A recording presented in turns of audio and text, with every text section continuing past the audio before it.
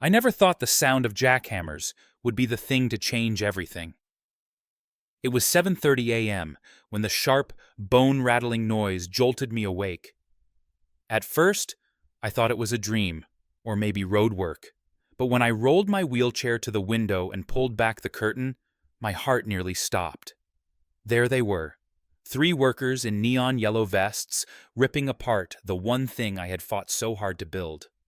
My custom-designed, ADA-compliant, $15,000 wheelchair pathway. Concrete dust floated in the morning sun like ash from a fire, each crack of the jackhammer echoing inside me like a personal attack.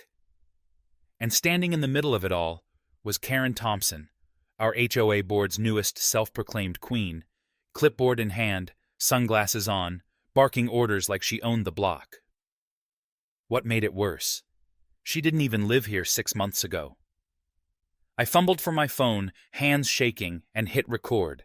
My mouth was dry, my stomach twisted in disbelief. I hadn't received a single notice, no warning, nothing. Yet here they were, demolishing the very thing that gave me my independence.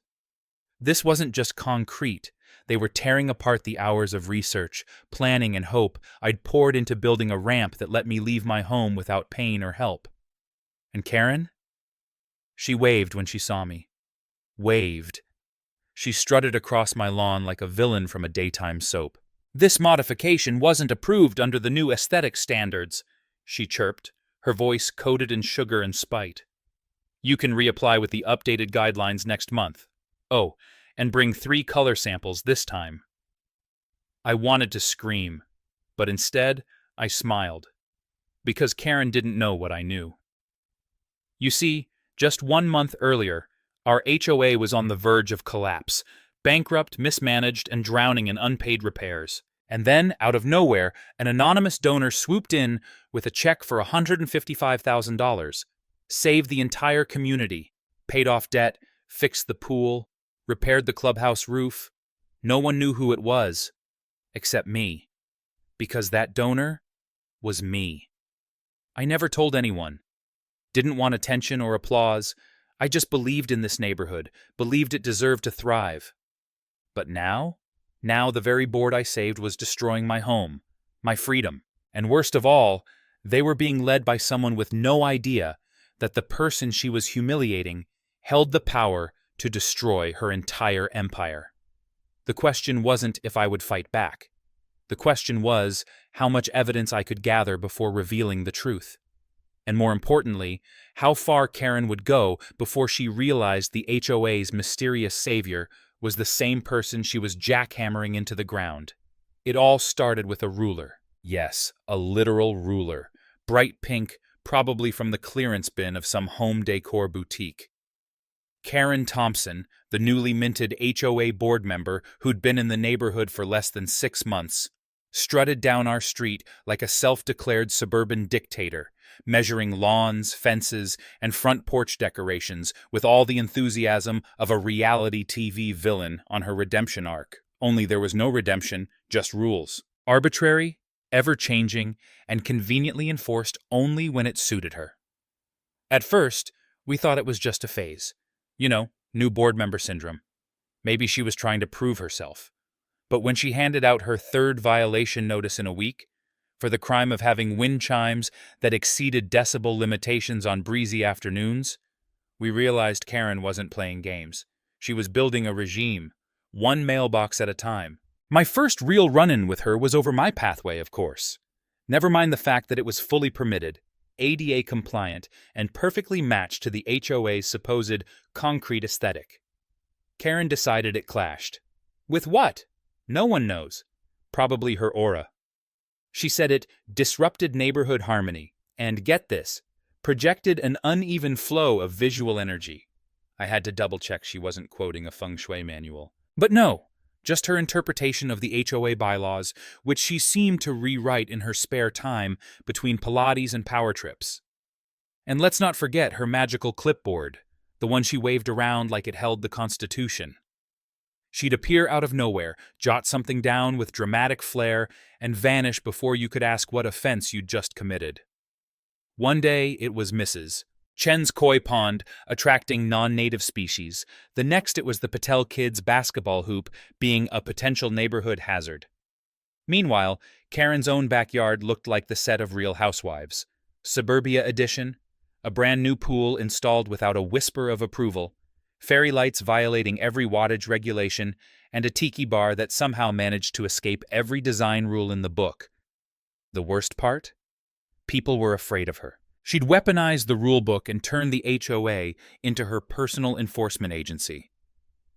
I watched grown men, people who'd served in the military, raised families, built careers, shrink when they saw her walking toward them with that clipboard. It wasn't enforcement. It was intimidation with a smile. And through it all, I kept quiet. I documented. I filmed. I collected violation notices like Pokemon cards. Because while Karen thought she was waging war against a neighborhood of clueless residents, she had no idea I was the one who had single-handedly rescued the HOA from bankruptcy with my anonymous donation. The same person she was now targeting, bullying, and humiliating, one jackhammer at a time. Karen wasn't just a nuisance. She was dangerous. She'd discovered just enough of the rules to exploit them and twisted them into weapons of control. Her crusade wasn't about aesthetics or order, it was about power. The way she looked at people when she spoke, how she interrupted conversations with her condescending, "Actually," you'd think she'd been elected to Congress, not a neighborhood board with a 3-person turnout. But the thing about power-hungry people is, they never look down to see who they're stepping on. And Karen? She was standing on a fault line, one that I was more than ready to shake. The morning the jackhammers returned was the moment everything changed. Not just for me, but for the entire neighborhood. What started as a petty vendetta over non-uniform concrete had evolved into something darker, systematic harassment masked behind the veneer of HOA bureaucracy. I watched from my window as the same construction crew Karen had hired, her husband's company no less, returned to evaluate my newly repoured wheelchair pathway. Just 2 days ago, I had paid for emergency repairs out of pocket, trying to restore my independence after their first destructive visit. And now they were back, cameras out, rulers in hand, measuring my ramp like it was a security threat. But I didn't panic this time. I had spent the last week preparing.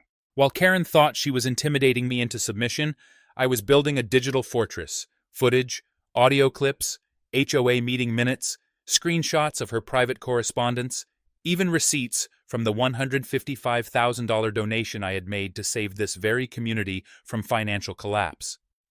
She didn't know it yet, but she was about to be buried under the very mountain she thought she controlled. The conflict wasn't just about me anymore. Neighbors were starting to wake up. Sarah, from across the street, who had lost her award-winning rose garden under the guise of bee-related violations, had begun photographing Karen's personal backyard renovations. Mr. Rodriguez, fined for his grandkids' bikes being left out for 10 minutes, had compiled a folder of selective enforcement incidents. Every house Karen had targeted had a story, and those stories were aligning. I decided it was time to push things further. The next HOA board meeting was in 5 days. I circled the date on my calendar like a bullseye. That meeting would be the stage, and I would be ready to perform. I started rehearsing what I'd say, visualizing every possible outcome. I knew Karen would try to cut me off. She always did when someone challenged her authority. But this time, I wouldn't just speak, I'd show. And not just to her, but to the entire neighborhood. My plan began quietly. I gathered video statements from affected neighbors. Short, honest testimonials filmed in their front yards. Mr. Patel spoke about the ethnic color violation for his beige house. Mrs. Chen shared footage of her koi pond being drained without her consent. Even Linda, a former Karen supporter, confessed on camera that she had approved violations under pressure, threatened with financial disclosures about her past bankruptcy if she didn't comply. And then there was the smoking gun. A security video Sarah had caught while trimming her hedges. Karen, late at night, accepting an envelope from her best friend, Lisa. The next morning, Lisa's unpermitted fence was miraculously approved. The footage was grainy, but the voices were clear enough. "Don't worry," Karen whispered. "I'll mark it as reviewed. No one reads those logs anyway." I uploaded everything to a secure drive and made 3 backup copies, one on a flash drive, one in the cloud, and one in a sealed envelope addressed to my lawyer marked, "Deliver in the event of silence." The next step was strategic. I tipped off the local news. Not with everything, not yet. Just enough to stir interest. A lead about discriminatory practices in a suburban HOA with a promise of documentation. The reply was immediate. A reporter was assigned and would be attending the upcoming HOA meeting. Perfect. But Karen wasn't oblivious. She must have sensed the shifting tide because the retaliation came fast. 3 new violation notices were taped to my door: trash bin placement, unauthorized flower pot arrangement, and, my personal favorite, window blinds not conforming to community brightness standard. Whatever that meant. She was panicking, and panicking people make mistakes. The final straw came 2 days before the meeting. Karen marched onto my property, without permission, and ordered her crew to repaint my mailbox because it reflected light too brightly at certain angles. I recorded every second.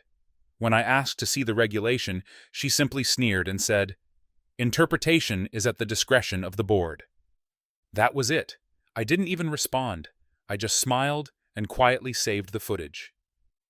By the night before the meeting, word had spread.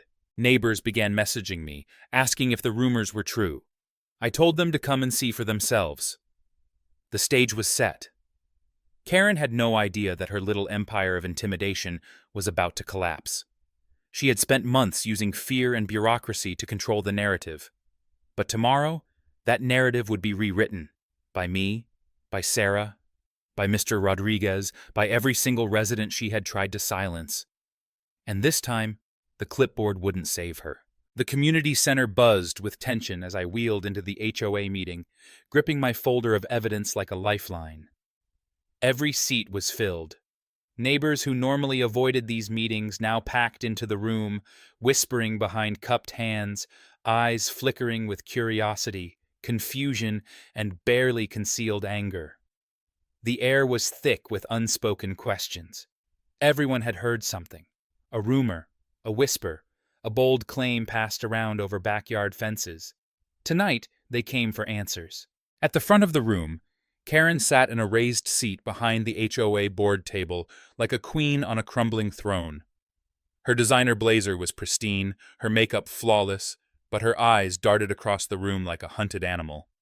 She spotted me and offered a tight smile that never reached her eyes. I returned it with one of my own. Steady, unblinking. "Let's begin," she said, tapping her gavel once, too hard. "As the head of the Architectural Review Committee, I'd like to open with a pressing topic. Recent unauthorized modifications have brought down our community's aesthetic value." Her projector flickered to life, displaying a zoomed-in image of my destroyed pathway, now reduced to rubble. "This," she said, voice dripping with smugness, "is a clear violation of our updated aesthetic policy. The board unanimously agreed it had to be removed." I heard gasps, then shifting in chairs. She clicked to the next slide, a close-up of my ramp's concrete tone, labeled non-compliant. Another image followed of a pristine regulation-colored walkway, clearly hers. Enough was enough. "Excuse me, Karen," I said, wheeling forward into the center aisle, my voice steady but loud. "You said the board voted unanimously. But this HOA has no record of a formal vote on my pathway. In fact, no notice of violation was ever sent to me." She stiffened. "You may address the board during member comment period." I smiled, not moving. Actually, under HOA Bylaws Section 14D, any homeowner has the right to challenge a board decision if it pertains to property destruction, which you ordered, without proper documentation or due process. The room fell silent. Karen's voice faltered. "Your ramp was non-compliant. We were within our rights." "You mean you were?" I interrupted, pulling a document from my folder. "Here's the stamped permit, signed by the previous board president. Fully ADA compliant, approved, and never rescinded. You destroyed it without cause, without a vote, and without legal standing." I handed the papers to Mr. Rodriguez, the longtime treasurer, who squinted, then nodded slowly. "These are legitimate." A ripple moved through the crowd. Karen's face darkened. Well, perhaps there was a clerical error. Or perhaps, I said, raising my voice, this wasn't about aesthetics at all. Perhaps it was about retaliation. I tapped my tablet and mirrored it to the projector.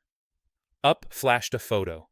Karen accepting an envelope from Lisa, her closest ally, outside the HOA office. The next slide? Lisa's recently installed non-regulation fence, approved in record time. Then a scanned violation notice, citing my ramp as obstructive to community uniformity. This is a pattern, I said, scrolling through dozens of photos. A pattern of selective enforcement, personal favoritism, and financial misconduct. Karen stood, her chair scraping loudly. This is character assassination. I demand you stop. You mean the way you demanded Mrs. Chen remove her garden for attracting bees, while approving a literal butterfly sanctuary in your cousin's yard? Sarah's voice rang out from the back as she stepped forward, holding a thick blue folder. I've got the records, Karen. All of them. Sarah opened the folder and began spreading papers on the board table. Timestamps, emails, photos, side-by-side violation comparisons. The room erupted in murmurs. You all want to believe this fantasy? Karen barked, slamming her hand on the table. That I'm some kind of villain? I've worked harder than anyone here to maintain order. No, said Mr. Rodriguez, his voice low but firm. You've worked harder than anyone to maintain control. Karen's composure cracked. You're all ungrateful. I stopped this place from falling apart. You don't know what chaos looks like. Without me, this community will rot. Then came the final blow. I'm the anonymous donor, I said, rising slightly in my seat, my voice carrying through the stunned silence. The $155,000 that saved us from a budget crisis last month, that was me. And you repaid me by jackhammering the only thing that gave me access to my home. Karen looked like she'd been slapped. Her mouth opened, but no words came. The silence was deafening.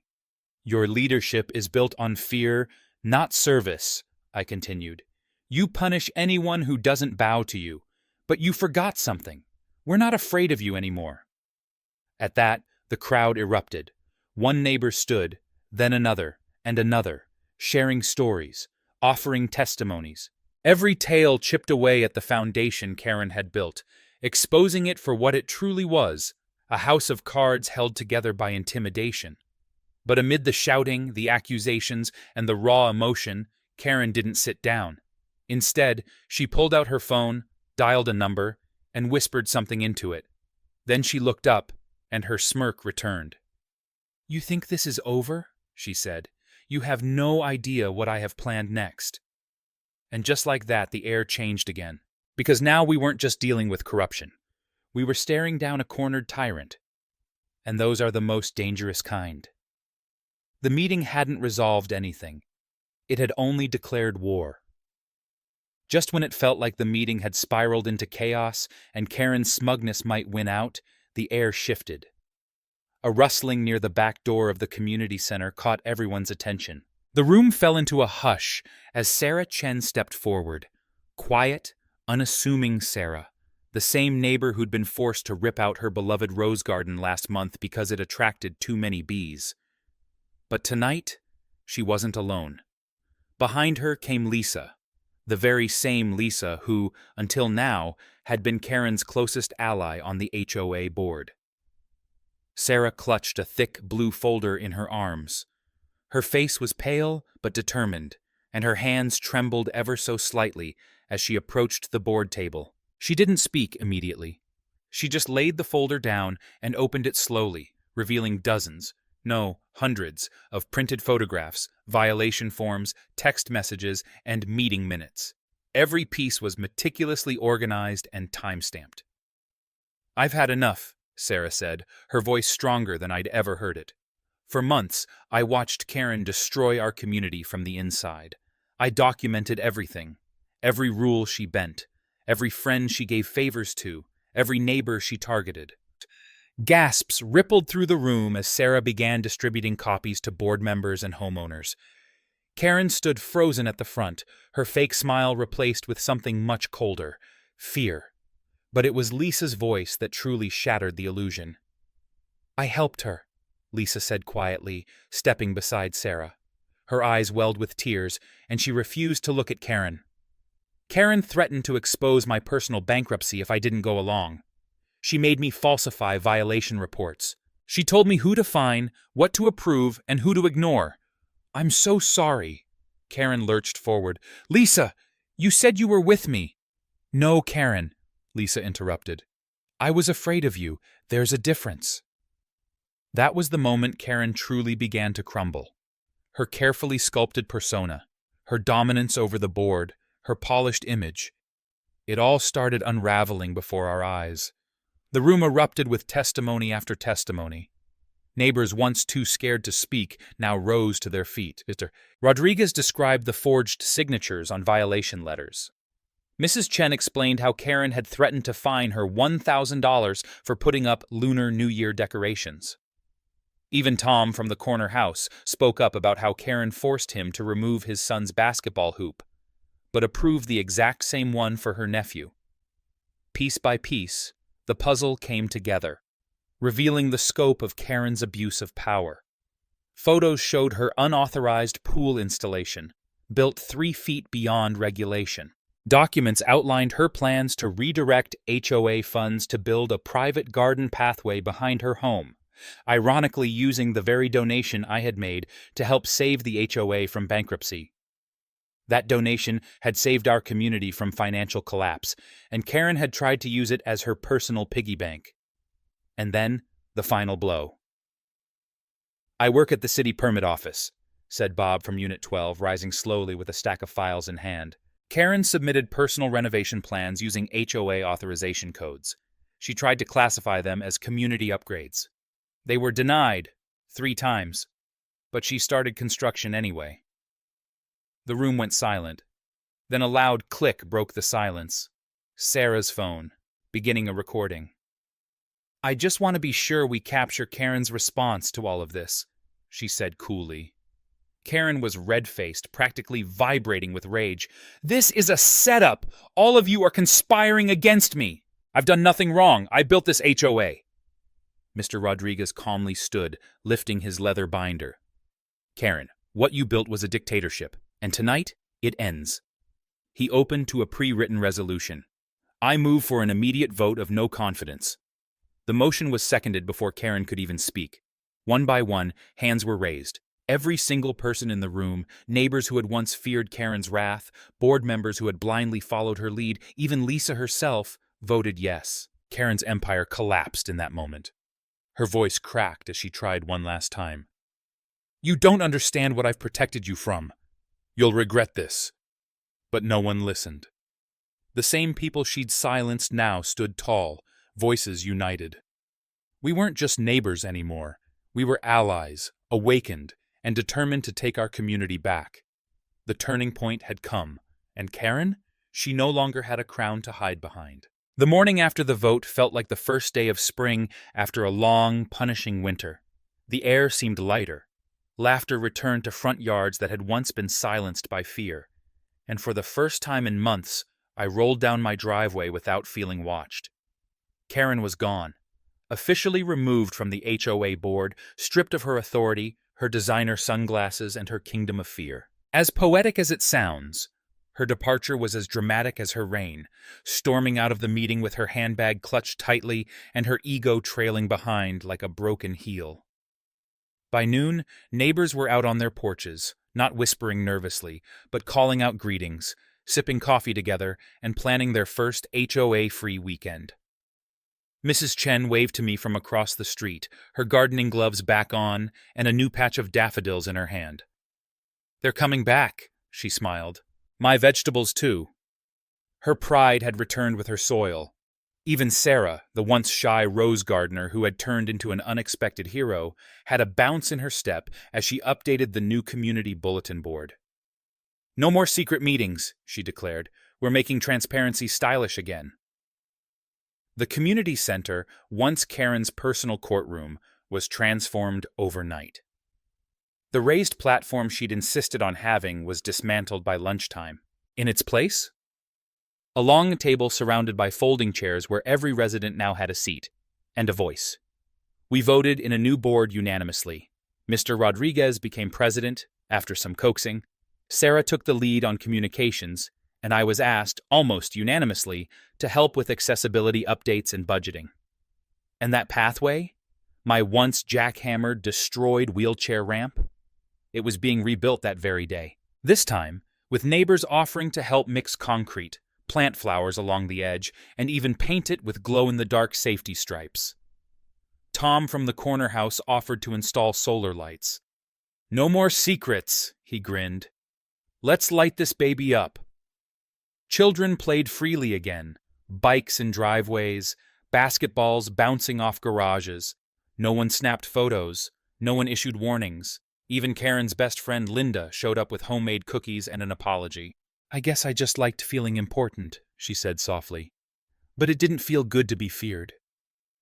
No one rubbed salt in Karen's wounds. We didn't need to. The joy of having our community back was justice enough. She still lived here, tucked behind drawn blinds and a for sale sign she hoped wouldn't sit too long. But even she knew. The neighborhood had changed. We had changed.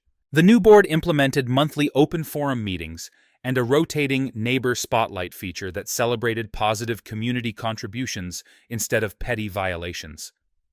Mr. Rodriguez introduced a full financial transparency plan, publishing every expense and budget decision online. Our HOA funds were healthier than ever, especially now that they weren't being siphoned into unapproved pools and shady renovations. Best of all, we created the Community Restoration Fund with leftover donations and a little city help. The first project?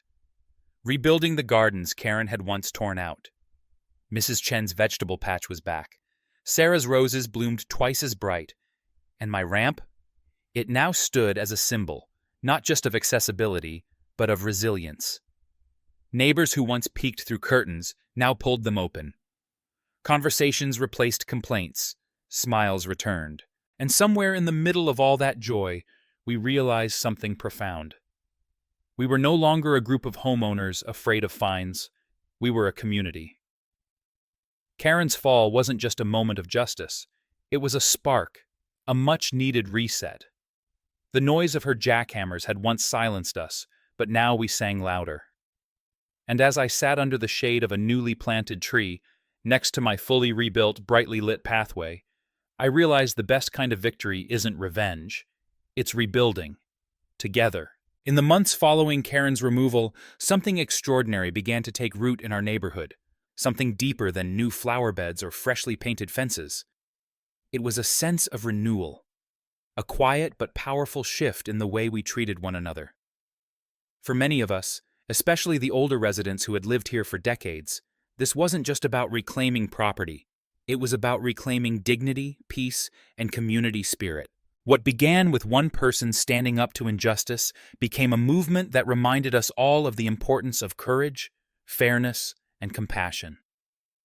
It wasn't just about a ramp, a rule, or even the misdeeds of one power-hungry board member. It was about recognizing how easily fear and silence can take hold, and how vital it is to speak up when something doesn't feel right. That message is especially important for those of us in our golden years who may feel pressure to keep our heads down or avoid conflict. But as we saw, staying quiet only allows bullies to grow bolder. The first major change we made as a community wasn't to the budget or the bylaws, it was to how we treat one another. We started listening. Really listening. Neighbors who hadn't spoken in years began to reconnect. We formed walking groups, set up regular potlucks, and even launched a weekly coffee and conversation circle in the newly accessible community center. For some of our oldest residents, it was the first time they'd felt truly seen and heard in years. Perhaps the biggest lesson we learned is this.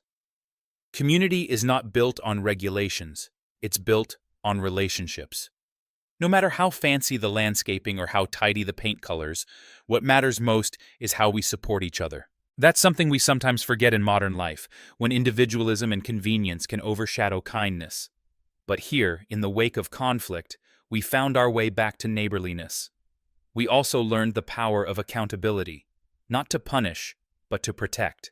Seniors like Mr. Rodriguez, who once feared losing his home because of a simple medical ramp, now serves proudly on our oversight committee. He ensures that no one else is targeted unfairly, and that every voice, no matter how soft, is respected. As he said at one of our meetings, justice isn't about who's loudest, it's about who's heard. From a legal perspective, we also made lasting changes. New rules were passed to ensure greater transparency, especially in finances and approval processes.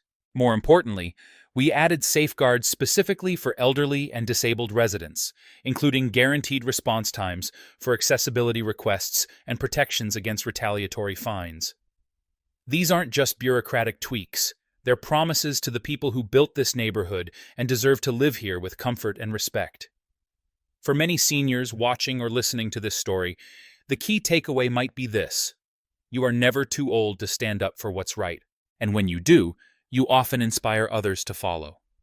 Whether you're facing unfair treatment, navigating an HOA, or simply feeling overlooked, your voice matters. Your experience, your wisdom, your memories, all these are part of what makes a neighborhood thrive. And in the end, maybe that's the greatest gift we've received from all this chaos: a return to values that truly matter: honesty, fairness, community, respect. It took a broken pathway to show us how much we'd lost, and how much we could still build together. Because when we protect one another, when we fight not with bitterness, but with clarity and love, we don't just win battles, we build legacies. Legacies our children and grandchildren can walk, roll, and run on for years to come.